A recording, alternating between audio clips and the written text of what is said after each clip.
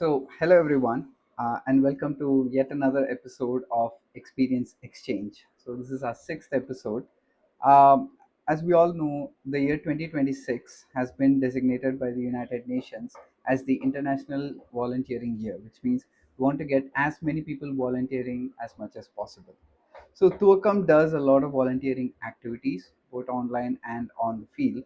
And this month, the month of June, is very special because it hosts the World Environment Day, which was on June 5th. So, as a part of this, we decided we wanted to talk about a topic which most of us don't think a lot during the day. So, the topic for today is Beneath the Blue Waves, and we are joined today by Dr. D. Adhavan. Welcome, sir. Hi, Karthik. Thank you for the invitation and thank you for the introduction. Thank you Sure. very much. Yeah, Dr. Adhavan is the lead of coastal and marine conservation at HCL Foundation. He's been great in covering a topic that we don't understand a lot about. So, Dr. Adhavan, let us start by discussing the topic, right, which is beneath the blue waves. So, what exactly is beneath these waves? Uh, see, we have visited the beaches like many of us, but we are visiting as a tourist. So we don't know many of the thing what is hidden and what are the real facts hidden under the like sea and how important it is. So there are many people who are living in landlocked area. So they may think like the impact, whatever happening in the sea, will not affect them. But it is not like that. So sea is very important for people all over who are living inside the landlocked area as well. So if you see marine ecosystem that sequester carbon 5 times more than the terrestrial ecosystem. So there are a lot of goods and services provided by coastal marine ecosystem. So that will be talking in this session, and I Right. believe it will So, be interesting. definitely, because the word you're using, right, marine ecosystem. Now, most of us we think of ecosystem as okay, it's the forest or it's the birds, but there's so much that's going on beneath the seas, right? There are so many species. There are so many interesting fauna that is found only beneath the oceans. So, one thing which I came across while doing research for this topic is seagrass and how it is such an important part of the ecosystem and needs to be conserved. So, what exactly is this marine ecosystem and what is the seagrass? Yeah. Okay. So being a marine biologist, like I also do scuba diving, and whenever we go to diving underwater, we have studied a lot, but still I have done nearly more than 400 dives, but still whenever I go for diving I see new thing. So it is quite interesting fact, either if it is flora or fauna, anything. Okay. And when it comes to seagrass is one of the very important ecosystem in the coastal marine that plays very important role in carbon sequestration, and it is the only flowering plant from marine ecosystem. So like land-based grass, seagrass is also if you see the uh, the olden days, it got adapted many thousand, many millions years ago. Like it got adapted and it got the evolution of the seagrass is like that, and it is adapted to the marine ecosystem.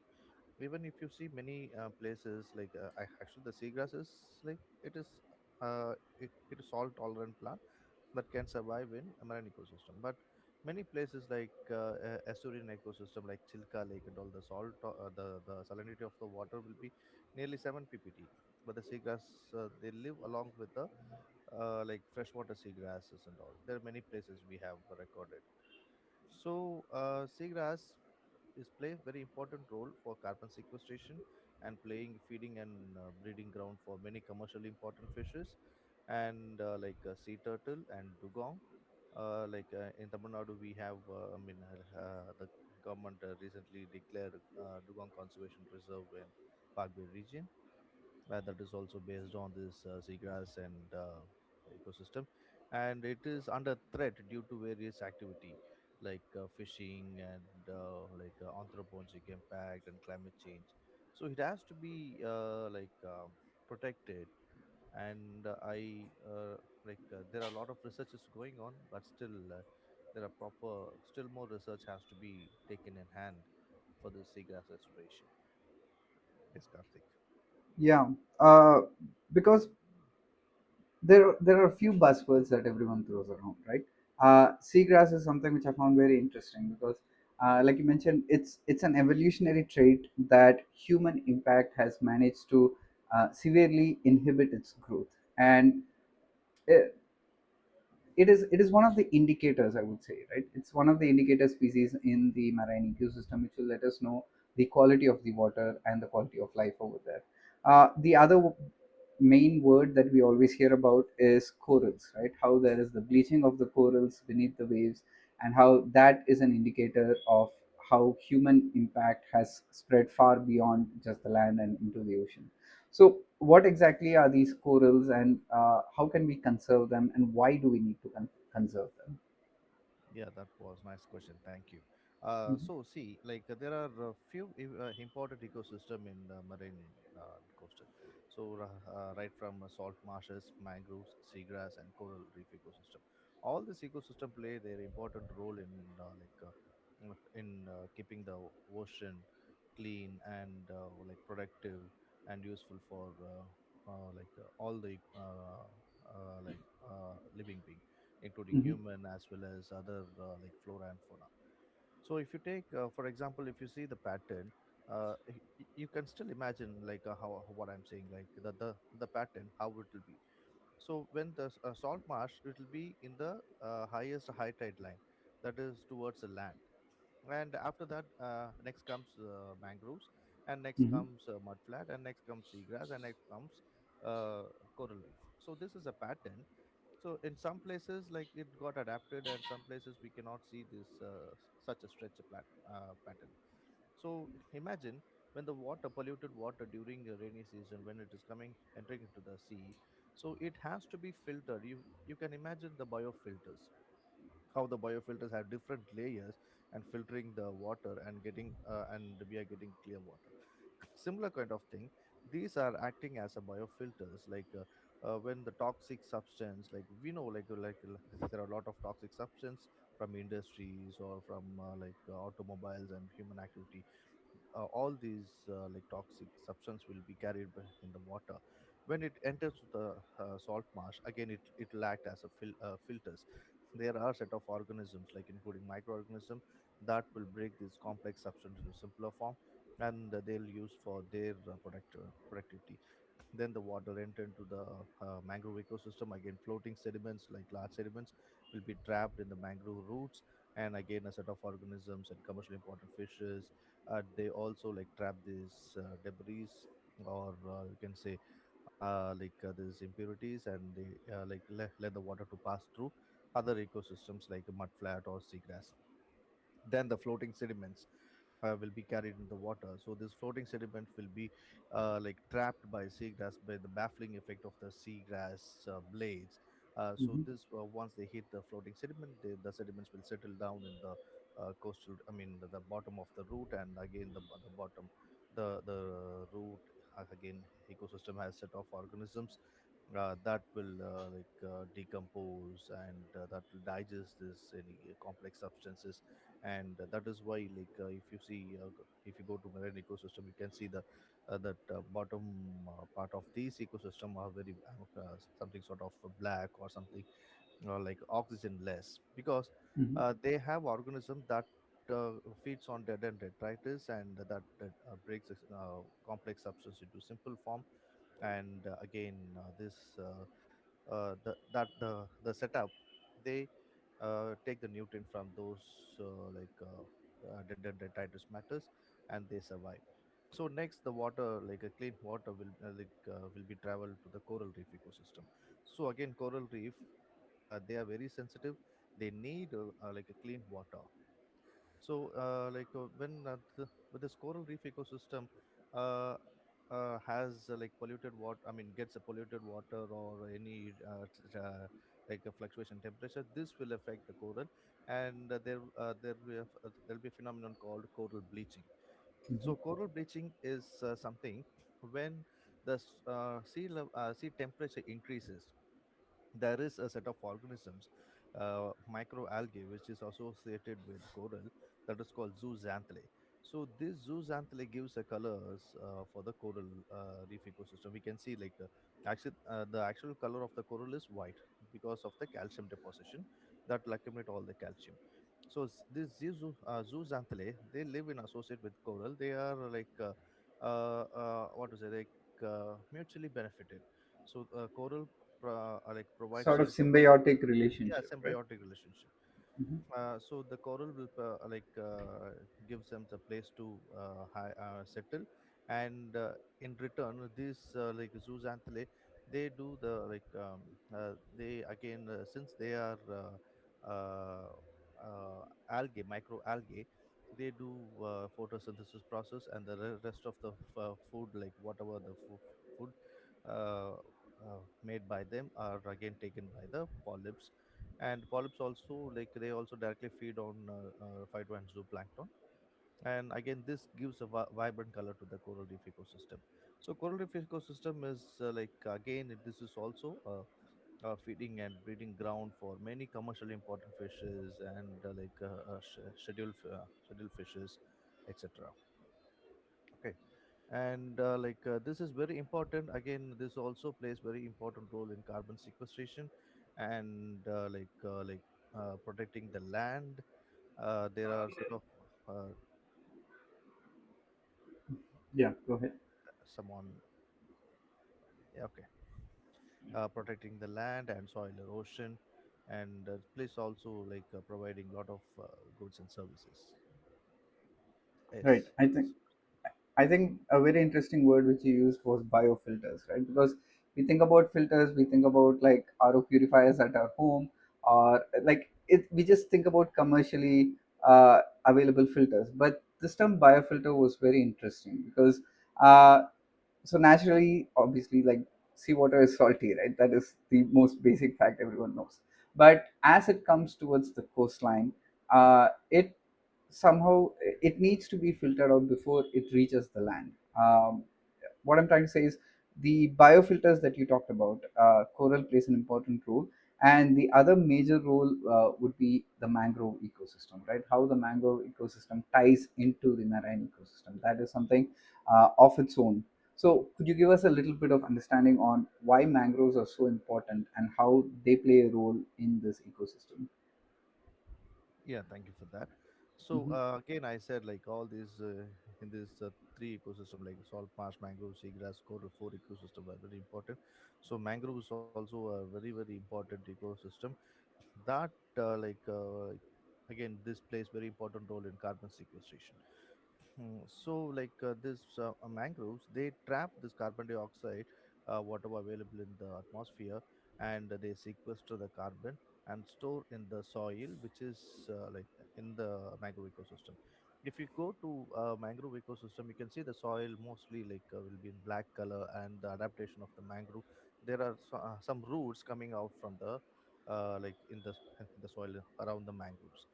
So those roots are called nematophores. So Hmm. spelling is pnu, pneumonia. You can see the pneumonia means the disease Silent which is P, right? related to, yeah, that is related to breathing. So nematophore, again, this Got is it. also a breathing root.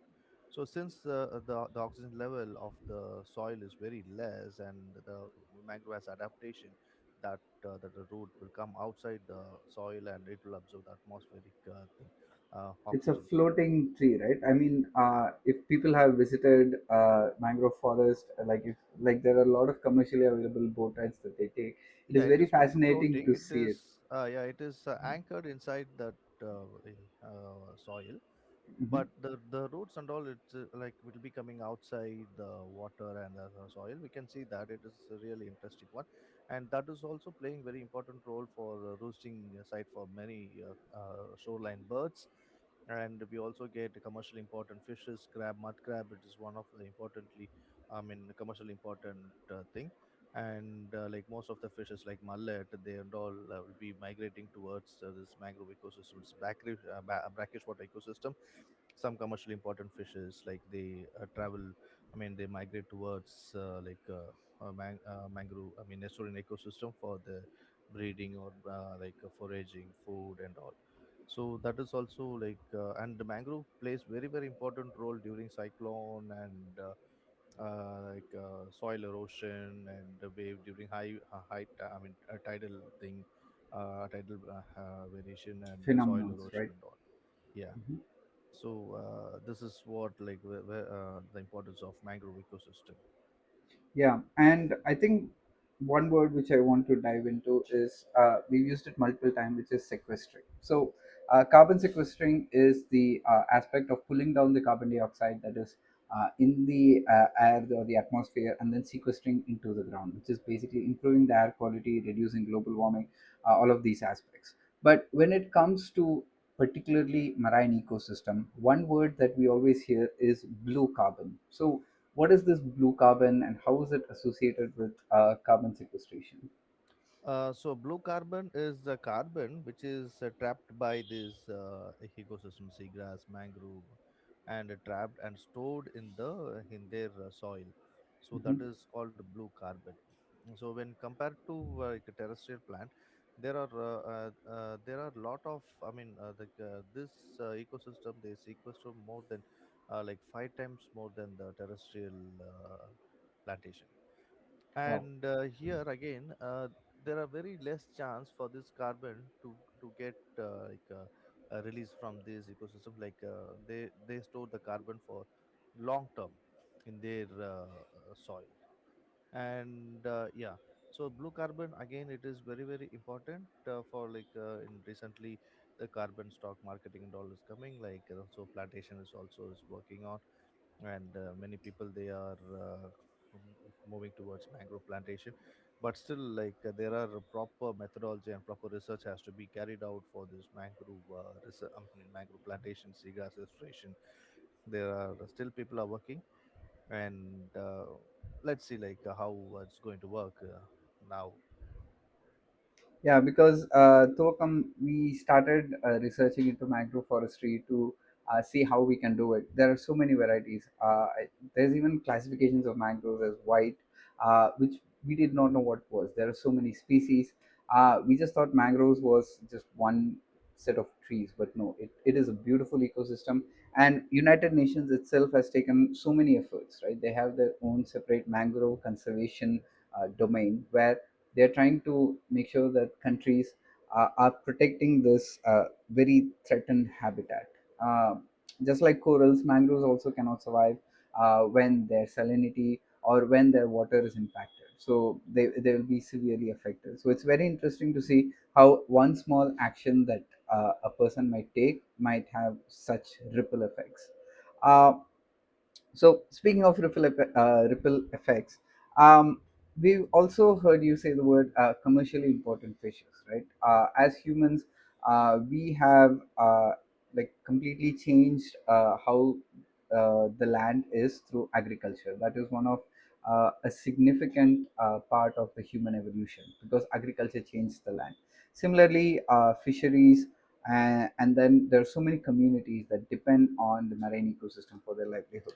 So, how exactly are marine communities affected by the changes in the ecosystem, particularly these fisheries or their livelihoods? How is it? How do you think it's affecting them?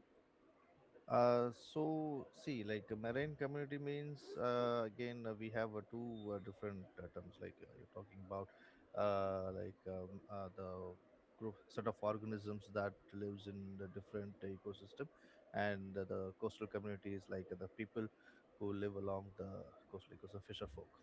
Yeah. Hmm. See, nowadays what happened? There are a lot of anthropogenic activities happening, and due to anthropogenic effect and due to climate change and due to a lot of other impact, the fishing ground has been changed. For example, if you see the sea, we we can see like a lot of news is like how Tamil Nadu fishermen get caught by Sri Lankan, or Gujarat fishermen caught by Pakistan. So these are the things, like these are the main thing, like when fishermen they go for fishing in search of fishing ground, because like due to pollution and other anthropogenic effect, the fishing ground has been changed. Like they have to go in search of fishing ground for fishing. So that is also main reason, like how they are affected. And coastal construction, and when the, like as I said before, the ecosystem like salt marsh, mangrove, seagrass, when these ecosystem are affected, this will in turn affect the fishery resources, and the fishing ground will be changed. And if you see, like there are a lot of coastal constructions happening as a part of development activity, like harbor extension, or construction of berth for oil transportation. So these and all completely affecting the fishing ground. And once it is extended again, there will be the impact of the current pattern will be changed. And again, there will be a change in fishing ground, and fisher folk, they have to survive like whatever fish they get. So some of them many of the fisher folk, they are not equipped with the large boats and all. If you see launch mechanized boat and all, that can go for longer distance. But the traditional fishermen, they have only fiber boat, they can go only to a limited distance. So again, when the fishing ground has been changed, and if they don't have any proper communication, again this thing there'll be their socioeconomic status also affected. And one more thing, the proper education has to be given. So nowadays fisheries department has taken some initiative, providing GPS, and they have given proper training how to read the GPS fishing ground. So the fishery department, they have a radio, and based on the satellite image, they'll say the fishing ground where the fish is available. And based on that information, fishermen will operate the GPS, and they'll go for fishing activity. So some fishermen, maybe 10 15 years before, when the GPS was introduced, many of the traditional fishermen were not able to read the fishing, that GPS location or Hmm. coordinates. So by mistakenly, they'll be going to other side, and there'll be no fish for them, and they'll come without empty hand. Those that's it. This is also due to loss of traditional knowledge, I can say. So if you see, phytoplankton is the first a trophic level, where it is fed by many fishes as well as zooplankton. And next comes carnivorous fish, that is feeds on plankton nourished fishes, pelagic fishes. And based on this pattern, fishermen used to fish in the olden days. So phytoplankton, again, they are also like diatoms, like they also have photosynthesis.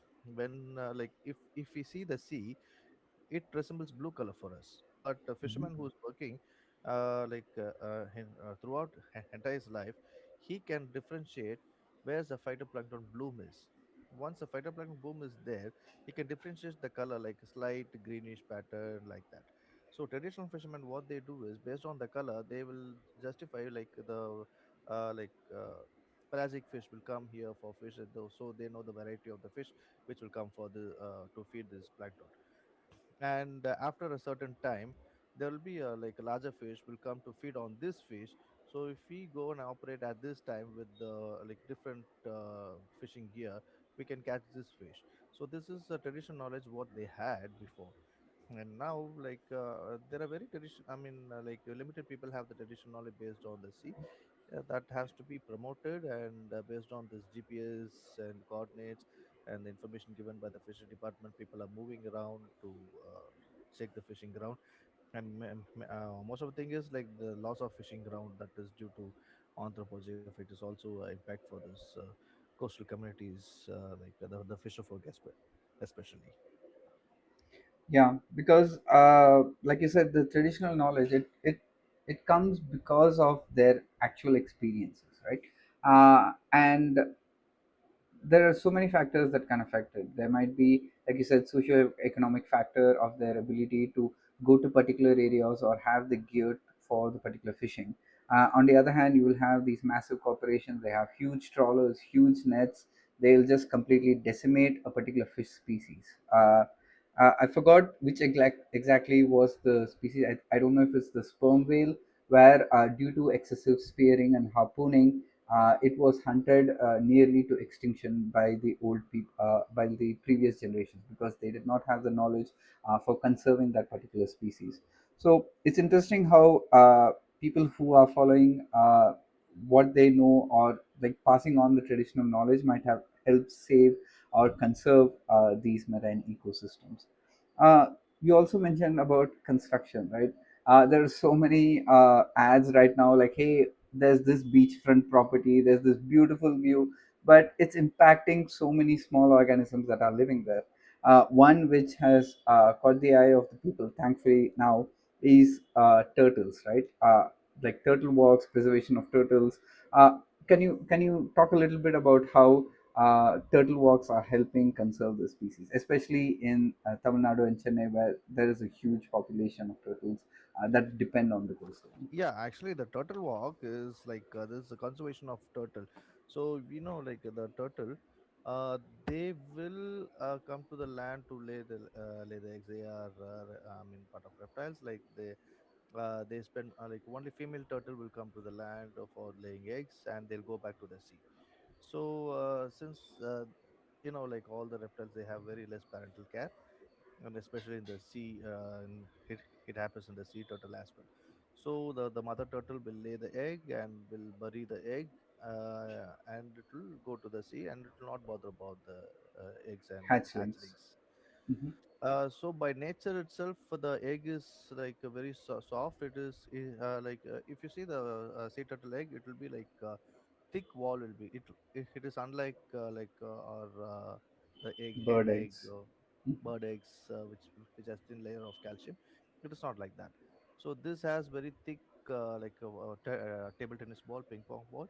It will be that much rough, and by nature, it has designed that. So again, once the mother turtle visit the beaches, and they will lay the egg, and they'll bury the egg, and they'll go to the sea. So now what happened? There are a lot of threat for the sea turtle hatchlings.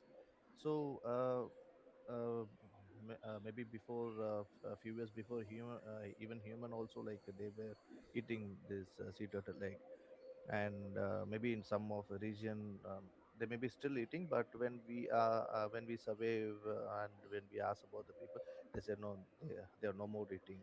But that is a delicacy, like when any relative comes to their home, there that is a special food offered. Sea turtle eggs were offered as a special food, and many places in southern region of Tamil Nadu. So again, the temperature, based on the temperature, the sea turtle will be hatched, and the hatchlings will be uh, entering into the sea. So mostly this happens during night time. So by nature, what happened? These sea turtles, like the hatchling, will recognize where the sea is based on the star, and based on the light from reflection from the like a sea and moonlight. Based on that, they will like follow the path, and they will enter the sea. So now what is happening is, uh, as I tell, as I told you, like there is a lot of threats that is including the ghost crab, the shore-based crab also will feed on this hatchling. Dogs and wolf, they also feed on this hatchling, because the sea turtle hatchling will be very soft. They don't have any hard shells, Hmm. and these are the factors. And one more factor is like the lighting along the coastal region. So when there are light along the coastal roads, so sea turtle will be misunderstanding this is the sea, and based on the light, they get disoriented, and they'll be walking towards the road, and like there'll be ran overs and vehicle, and there'll be a road kill also happening, and there are like chances for the dogs, stray dogs also to feed on that.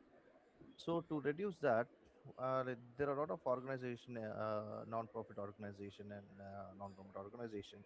They want to increase uh, the survival rate of the sea turtle.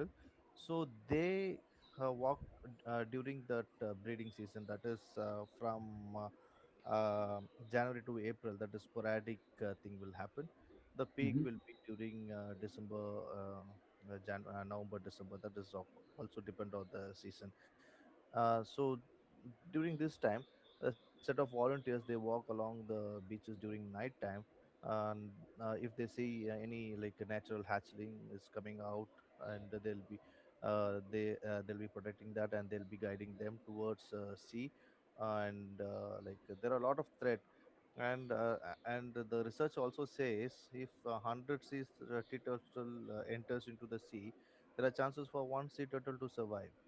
So it is like since it is very soft bodied, even the fish also, like large carnivore fish also feed on them. So that is turtle walk. So turtle walk, like a lot of college students and volunteers, they go during night time, and they will guide the hatchling to enter into the sea. So that is thing. Yeah.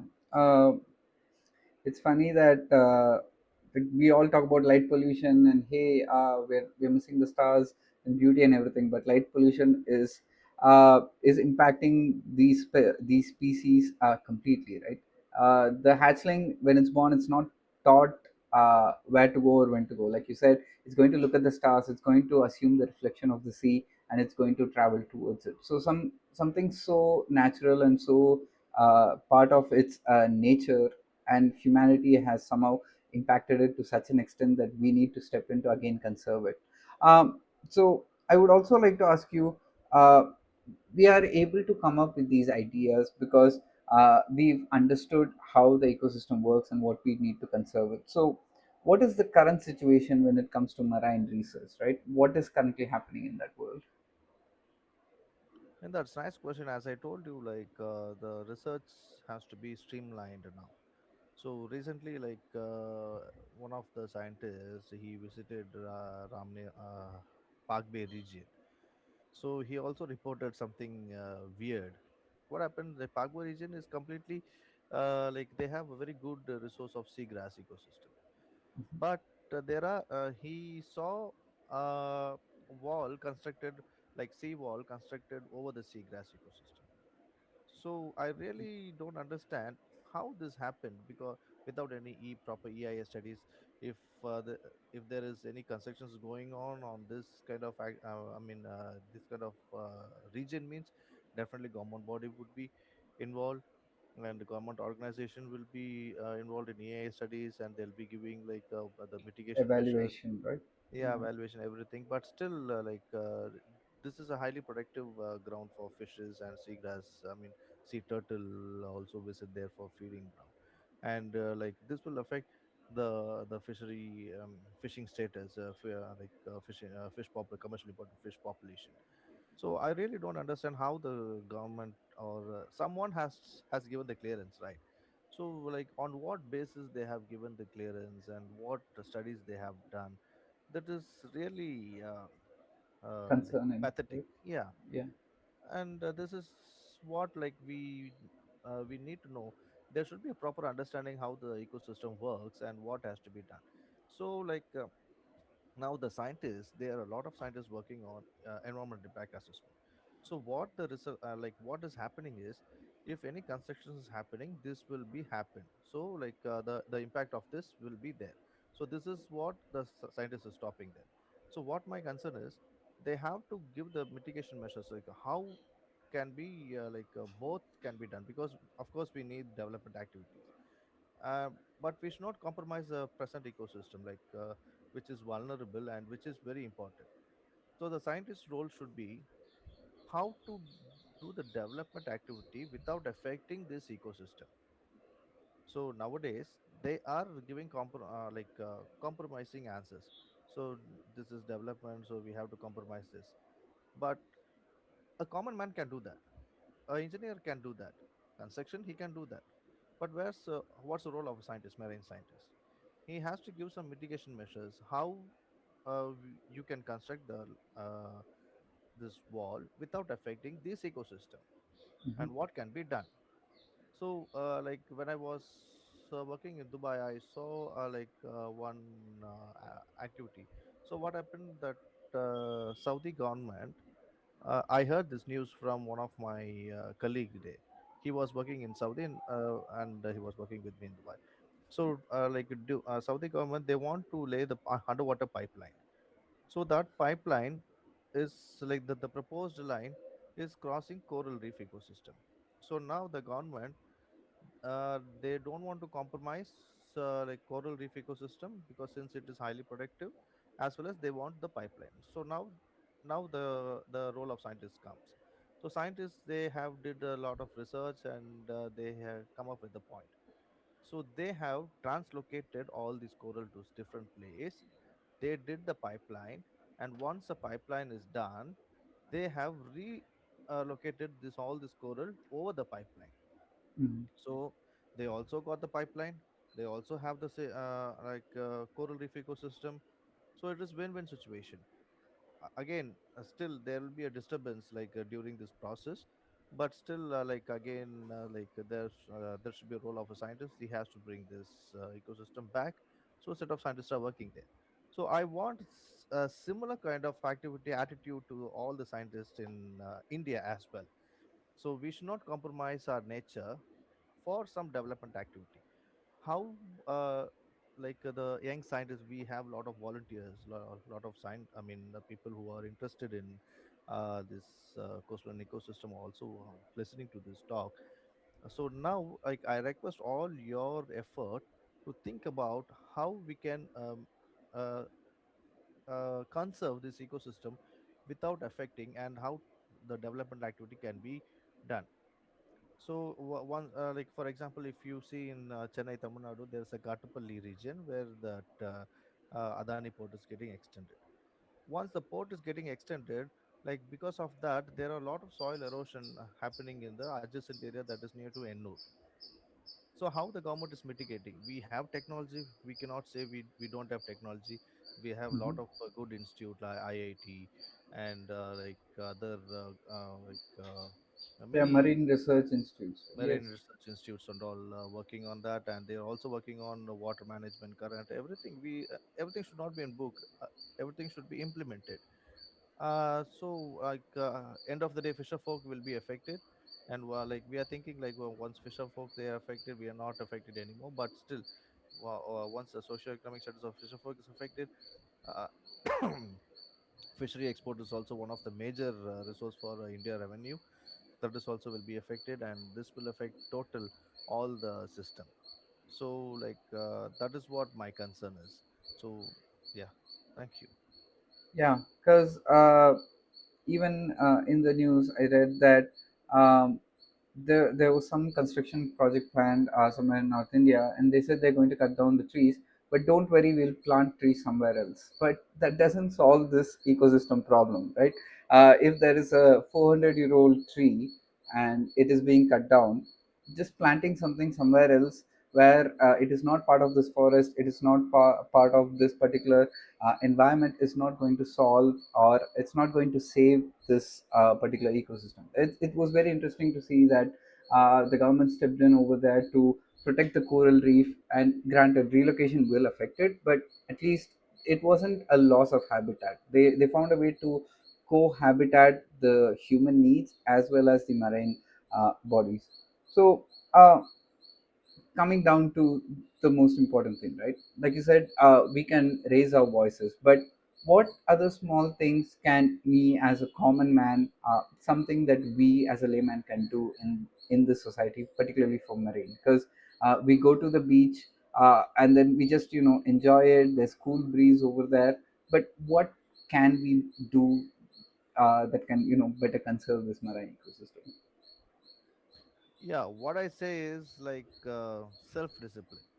Hmm. So whenever it is not only to the beach, this is to the whatever pollution happening in the land, it's finally draining to the sea. Hmm. So either it can be a water pollution, or it can be air pollution, whatever.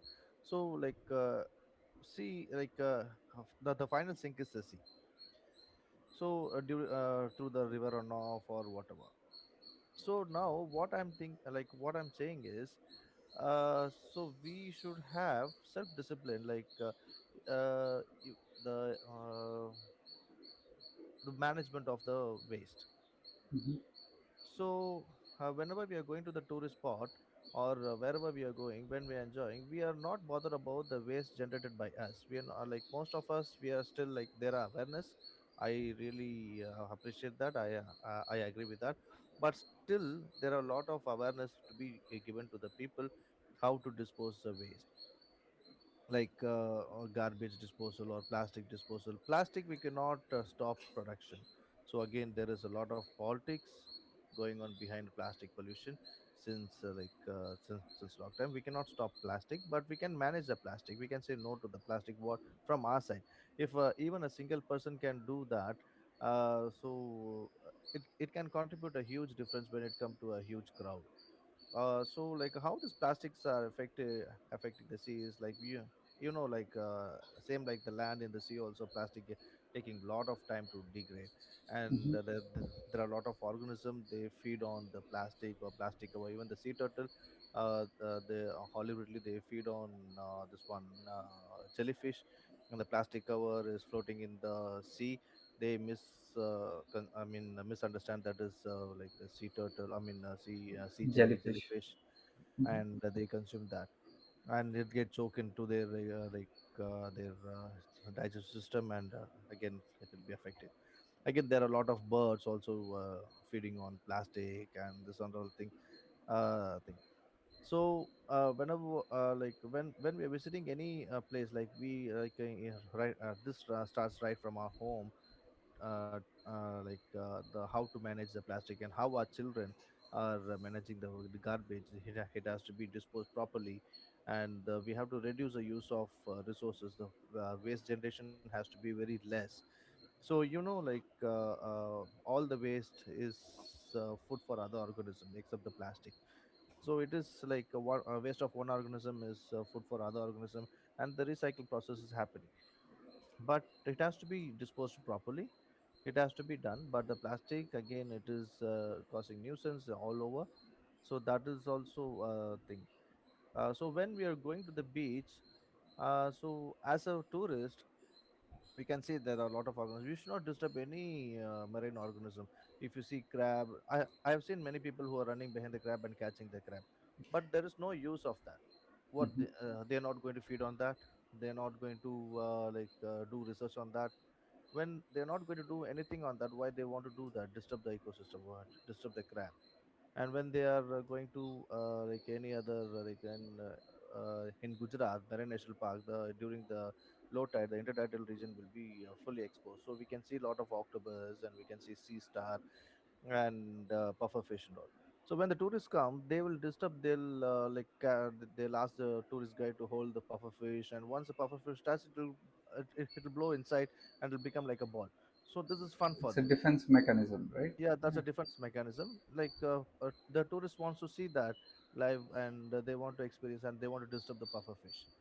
And again, they are again there'll be octopus. Lot of octopus will be moving in the intertidal region. Again, they want to catch the tourist guide also will get more money if they catch this. So being a common man, we should not encourage all this activity, and we have to see what we can do for the conservation of coastal and marine ecosystem. And we have to think from the fisherman point of view as well. So when these ecosystems are affected, anyway, like the first community who's going to be affected is fisherman community, and then we are. So this will affect our food, like climate change and other socioeconomic status, everything. So it may take some time, but still we will be the victim of this. Yeah, even small things, right? Like picking up shells. I think that will also impact it, Yeah, right? picking up shells, that is also very important. Thank you for reminding that. I want to add a point to that. So if you see the beaches and all, beach will be categorized like number one, Asia's number one beach or beautiful beach. It will be Oh categorized. yeah, Some color parts of will be sand and everything, huh, right? Yeah, Yeah. color of sand. Yeah, that's correct. So if you see, Asia's second beautiful beach is Radhanagar beaches, which is in Andamans. So how they categorize these beaches? The quality of the water. Water will be clear and there's no coliforms, and the quality of the sand will be white color. So how this white color comes? This is a calcium deposit from the from coral, dead coral, and shells, and other calcium producing organisms. So all these calcium are deposited in this beach. This will make the sand white, and this is a food for other organisms, many other calcium dependent organisms. Like for example, if you see coral, they need calcium, and if you see shells, they need calcium. Fishes also need calcium, and crab also need calcium for their shells. So when these shells are there in the in the beaches, during the weathering activity, they break down into small pieces, and this increase the value of the beach, giving the color. The calcium are deposited in the sea, and some this calcium also broken into simple form and taken by the marine organism, coral reef, and all and other ecosystem. So that is very important. We should not pick the we should not encourage or pick any shell based product. In the even in the market also, we can see there are a lot of shell Souvenirs, stores. right? Yeah, Yeah, gift souvenirs. We should items. not encourage Yep. that. So since we are buying that, so demand is increasing. So obviously the fisher folk, they are going for hunting of these shells, and there are a lot of misunderstanding. The right hand chink has from Lord Vishnu's wand. If you keep in your home, it will give good fortune. That isn't all. It is not true. That is they olden days, they used the shells for different purposes, like for making calcium, and for making sound signals and all they have used. So I don't know, and one more thing happened in Gujarat, sea pen. Sea pen will be that is a soft coral. So Hmm. they call that as indrajad, like tree from the Indralok. Okay. So there's a belief that people, if you that is coming under schedule, under Wildlife Protection Act, without the knowledge of forest department, or without people know, they wanted to keep that in their cupboard. If there's a belief, if you keep in the cupboard, you'll get a lot of money.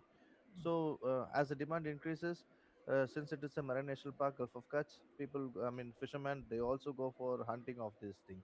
Once they bring that, they'll get 500 to 1,000 rupees for one piece. But the Hmm. problem is, the actual fact is, if you keep out of the water, that will decompose and give the bad smell in your cupboard. I really don't know what is the concept they want to keep in their home, as It's for the the commercialization, right? Like, yes, yeah, for the good it's fortune. That is not a good fortune. That is really a bad one. That is true. So I think we are coming up to like the end of this podcast episode. I just wanted to ask you. You mentioned uh, you've done 400 scuba dives, right? That doesn't seem like an easy feat. So as a person, I think it's important that we expand our understanding, because only if we understand something, we can appreciate it. We can start our conservation efforts. So can you share a little bit about any interesting marine projects, or how the scuba diving experience completely like changed how you view the ocean? Yeah, thank you for that question. Actually, scuba diving, it is not restricted only for the marine biologists. Anyone can do that. When I was doing scuba diving, there are a few people, set of people from abroad as well as India were doing. One doctor was doing scuba diving along with me, and one guy from England, he's a journalist, he was doing scuba diving with me. So, scuba diving, something is interesting. We have seen a lot of good sceneries in the above the water, around us, Right. sunset or mountain or whatever, grassland, whatever, forest and all. But under the water, there is an ecosystem which is really fascinating. This is really a good one. There is one say, when we go for this, before going to scuba diving, I have seen one in t-shirt addicted to diving, uh, and there are a few words, I mean a few sentences I was seeing, I like to be underwater rather than to be in office. I was thinking, why these guys are saying like this? This is over exaggerated or showing off or what? But Hmm. when I experienced underwater, I also felt the same. Then I realized, okay, this is something different. So underwater world is like I dived in Andaman Nicobar. So there the Wow. diversity is really good. Hmm. So like what to say? The colorful and the fishes and like there are no words. I want everyone to experience that underwater one. So if I say something like you may think like, oh, this guy is like over exaggerating, but the fact is, once you experience that, you will find like what is true. And that is true, like if you you'll get addicted to this underwater diving, and you like to be underwater for most of the time. Like there are a lot of people who travel from abroad to who stayed in Andaman Nicobar for the diving itself. Like they travel season wise, so seasonally they travel for this diving. And even diving is something really good one. And we can learn many things, new things. Like we can see like a shark and ray fish. Like in movie we have seen the shark will come and attack us, but the real thing is shark will they will avoid us. So I have seen nearly 10 15 meters away from me the shark. I got scared. Like I thought immediately that movie has come into Jaws, my right? mind. Yeah. Jaws, Meg, and all came into my Yeah. mind. And but my instructor said, "Be calm, be calm." When I was there, then the shark avoided us and literally went away. It is not like that. But sometimes, like a shark's mentality is like they want to discover what is new. It's But their intent, curiosity, right? yeah, curiosity. Their intention is not to like attack or feed on us. So sometimes, like shark attack also happened in abroad, but in India it is very very less. Uh, Crocodile attack have seen, but shark attack have not seen here in India. Yeah, I think I'll be one of the people who will like take you up on the advice of scuba diving because I haven't done it yet. It's something really interesting which I want to do. I don't think we have any questions on the chat. So is there any final points you would like to share before I wrap this up? Yeah, final point is like as I said before, we should have self-discipline, like whatever ecosystem we go. It is not only restricted to marine ecosystem. This is also to the terrestrial ecosystem.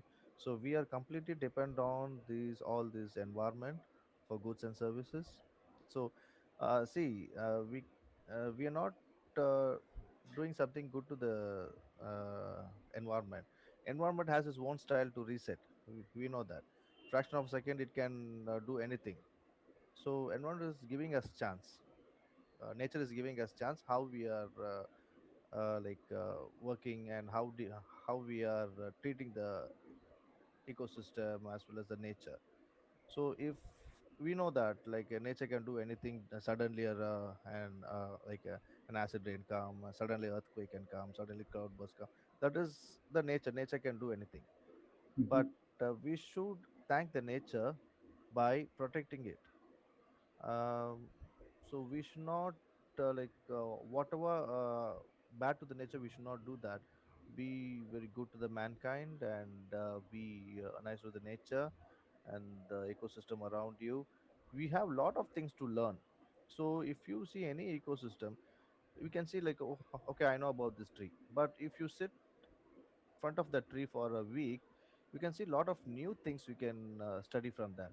The interaction of birds, and interaction of other small insect on that tree, and interaction of a human, how this is producing, how the tree is interacting with you itself. You can realize how this things are happening. So in olden days we have lived with the nature. Now we are going very far from the nature. So one more thing I want to add. So in Andaman Nicobar during tsunami time, what happened? There are nearly six tribes are living. So after tsunami, the government want to record their status, what is their population. But Hmm. only three tribes were in touch. Three tribes were not in human. I mean, contact with the human. One is Sentinels. You have seen that recent video somewhere. Right. So Jarwa, They're Nikobari, isolated. and yeah, they're Hmm. isolated. Jarwa, Nikobari, and Andaman where the three tribes were in touch. So anthropology department they wanted to take the survey. So once they took the survey, they are surprised to see there are no death happened in the among the tribes. So what happened is, like, there were a anthropology department, they had communication with Jarua tribe. There was one lady, she used to talk in Hindi as well. She learned, and she talking she's from tribe, I mean Jarua tribe region. Now she is no more.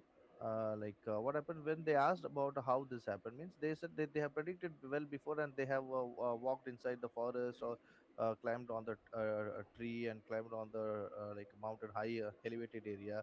So this is how they were living with the nature, and the nature has given them the cue what is going to happen.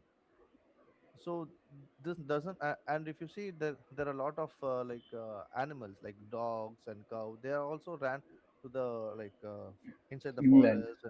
Hmm. Yeah, inside the forest and elevated area, those cattle which were tied up, they were lost. So this is what how the nature treat us. Like, if you cope with the nature, nature will give you the cues, you can live with the nature. So that is what I wanted to add. Uh, be good to the nature, be good to the mankind. You'll experience something different. Thank you for those lost thoughts. Yeah, because like at the beginning of this podcast, you said, "Oh, someone in their ignorance has said, oh, land is not impacted by the sea, right?" Clearly, that is not the case because we are all living in this beautiful blue marble, which we call Earth, because it's so much filled with water, and we need to respect the sea. We need to respect, like, treat environment with respect, because that's the only way we're going to. It is letting us live. So if we respect it, then maybe we can live a lot longer and maybe a happier and healthier life. So the life below the waves is also the environment. We just need to keep that in mind.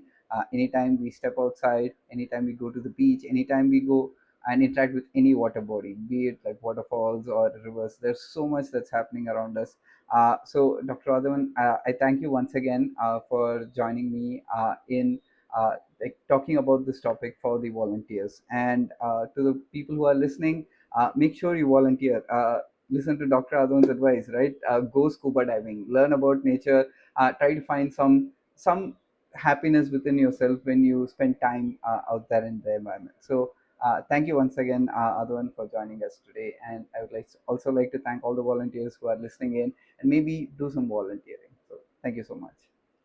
Thank you very much, Karthik, Shiva, and the Thuvakkam team for this wonderful opportunity. And I think, my words were interesting. I don't know. I'm sure that I Definitely, was it not was. boring you guys. Oh no. Like, thank you very much for this opportunity, Shiva, Karthik. Sure. Sure. Thank you. Bye bye. Bye, everyone. Thank you. Yeah. Bye bye. So wait 1 minute. We'll take